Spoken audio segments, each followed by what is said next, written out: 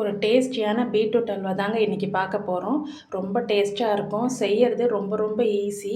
நம்ம திருவி அந்த மாதிரிலாம் செய்ய வேணாம். எப்படி ஈஸியாக செய்யலாம் ஒரு பீட்ரூட் அல்வாவான்னு இன்றைக்கி நான் உங்களுக்கு சொல்ல போகிறேன். ஒன்றுமே இல்லை, ஒரு பீட்ரூட்டை ரஃப்பாக கட் பண்ணி மிக்சியில் கொஞ்சமாக தண்ணி ஊற்றி நல்லா இந்த மாதிரி பேஸ்ட்டாக அரைச்சிக்கோங்க. பேனை வச்சுட்டு ஒரு 3 டீஸ்பூன் நெய் ஊற்றி அந்த அரைச்ச பேஸ்ட்டை அதில் போட்டு நல்லா வதக்கி விட்டுக்கோங்க.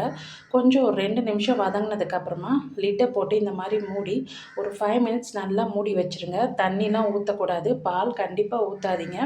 ஏன்னா பீட்ரூட்டில் அயர்ன் இருக்குது, பாலில் கால்சியம் இருக்குது. ஸோ ரெண்டும் சேர்ந்ததுன்னா ரெண்டுத்தில் இருக்க சத்துமே உங்களுக்கு கிடைக்காது.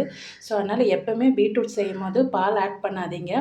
இப்போது அதை மூடி வச்சுட்டு அது லைட்டாக நெய் பிரிஞ்சு வரும்போது ஓப்பன் பண்ணிவிட்டு தேவையான சர்க்கரை 3 ஏலக்காய் தட்டி நான் ஆட் பண்ணியிருக்கேன். அதையும் போட்டு நல்லா மிக்ஸ் பண்ணிவிட்டு திருப்பி ஒரு 2-3 நிமிஷம் மூடி வச்சுருங்க. அந்த நெய்யெல்லாம் பிரிஞ்சு சர்க்கரைலாம் கரைஞ்சி சூப்பராக ரெடி ஆகிடும் நம்மளோட பீட்ரூட் அல்வா. அவ்வளோதாங்க, எவ்வளோ சிம்பிள் ஈஸியாக ஆகிடுச்சு பார்த்தீங்களா.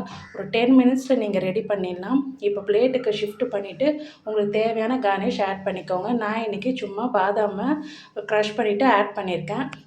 இதே மாதிரி நிறைய ரெசிபிஸ் தெரிஞ்சுக்க ப்ளீஸ் சப்ஸ்கிரைப் பண்ணுங்கள்.